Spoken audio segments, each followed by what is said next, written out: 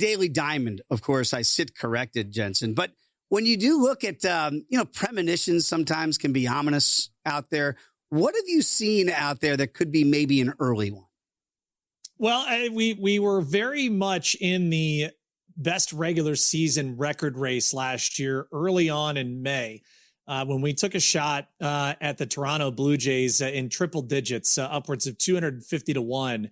And boy, was that a sweat all the way into the final week or so of the season. Now, I don't have an astronomical number to give you here this morning, but I do have three teams.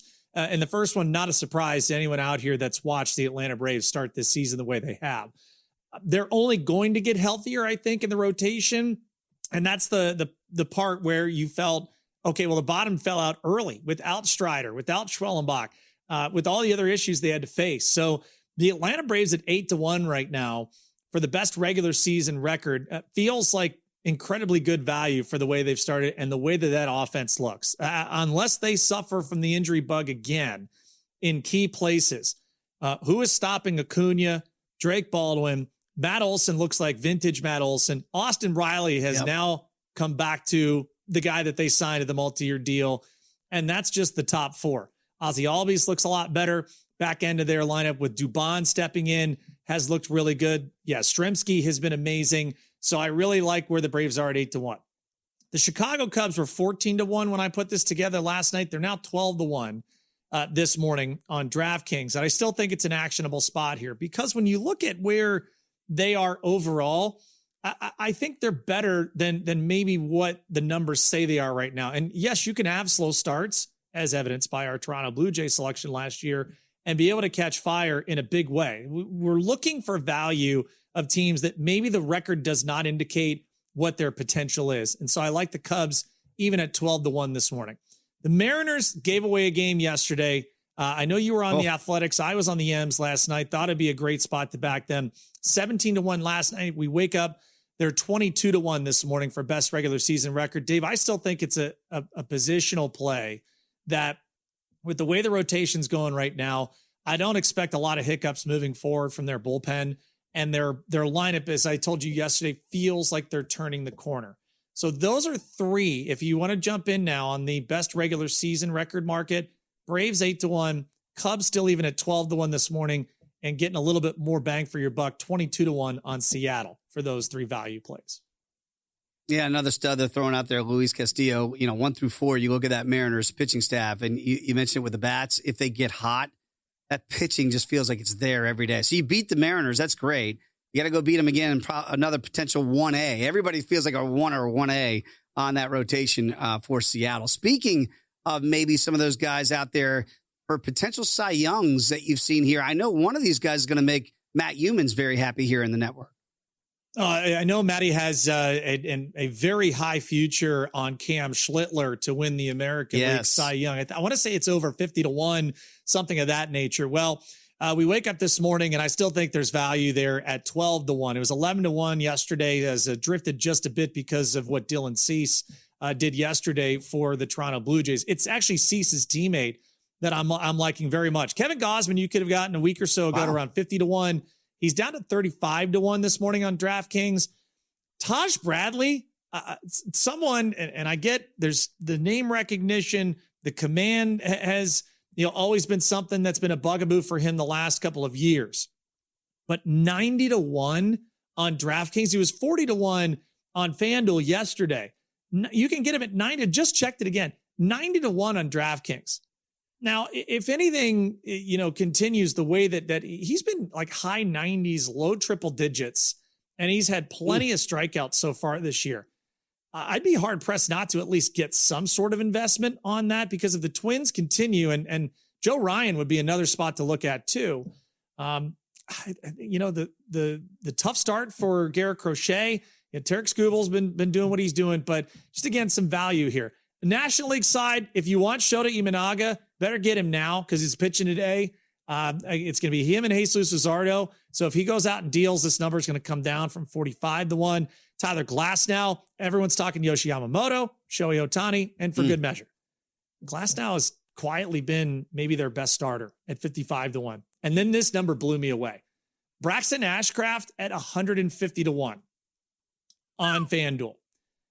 I'm going to tell you is when you go look at wins above replacement for National League starting pitchers, only Christopher Sanchez has a higher wins above replacement for a pitcher than Braxton Ashcraft does right now. Okay. They're the only two pitchers in the National League that have at least a 1.0 wins above replacement or more. And I know that Braxton Ashcraft pitches in the same rotation as Paul Skeens, but if you look at some of the advanced data and you look at his field independent pitching right now, only Christopher Sanchez is better than him at 1.69. Ashcraft is 1.81. If you look at his expected ERA, it leads all National League starters at 1.99, just a tick over your boy Nolan McLean at 2.03. Can he win it? I don't know, but 150-1 at this point, you'd really want to at least not have the FOMO. You better get in. Even a quarter unit play just to have in pocket, that's an astronomical number for the performance he's had thus far. Yeah, it's nice to see that the Pirates actually in the offseason spend a little bit on the bats. And then you look at the rotation, it's just deeper than people might know with Ashcraft sitting right there. So it's not just Paul Skeens' kids. That's why they're only a game and a half out of first place right now, 4 games over 500.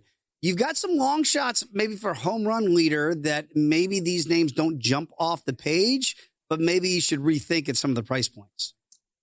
We have a true 3 outcome guy in Munetaka Murakami, and I absolutely love what this guy has done thus far. Hey, full disclosure, I bet him upwards of 8-1 to win American League Rookie of the Year.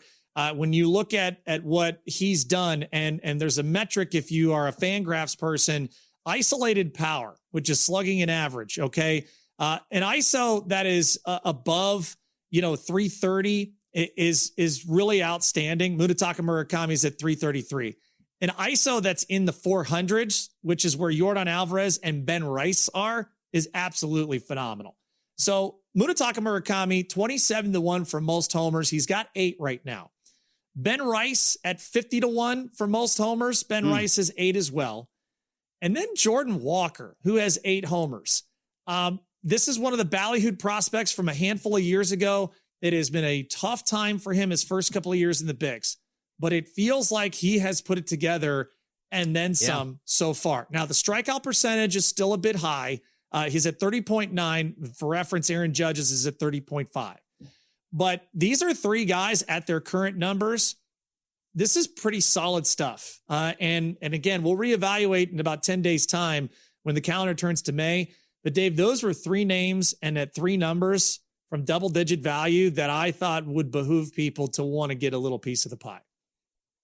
You mentioned this yesterday a little bit with the Central in that all 5 teams right now, not only are they over 500, but the worst team in the division is 3 games over 500. That's Milwaukee at 12-9. The Reds currently lead the division right now at 15-8. And I'm looking up and down. Cubs have won 6 in a row to get to 13-9. We see the Reds again. They've won 4 in a row now to be 7 games over 500. I mean, out of these teams, who's sustainable here? Can we really see? I can't imagine a 5-team race in the Central, but it's so jumbled, Jensen. And again, like the point about Jordan Walker, I was watching a little bit of that Cardinal game yesterday against the Fighting Fish. They feel like a respectable team. I think we thought they'd be the worst team in the division, but right now you can make a case for 1 out of 5 here. Take your pick. Could we really have staying power for all 5 teams here? I don't know if we do for the Cardinals. It's a great start. Back into their bullpen really scares me outside of Riley O'Brien. Can their rotation, which again, they're bottom 3rd in rotation ERA. They're dead last in strikeouts per 9. I don't know if they can keep that up. 13-9, great start. Just does not feel like those metrics are something that they will improve on with the people that they have currently. I could be wrong. But at least from me, and we'll reevaluate wholeheartedly in the next 10 days. That's the one team that I would pinpoint, Dave. It just does not feel it's sustainable. They're the extreme long shot, 22-1 to win the Central. The Reds currently in first, 4-1. That's the 4th betting choice right now, behind the Cubs, Brewers, and even the Pirates, who are at plus 330. Fascinating. Great edition of the Daily Diamond.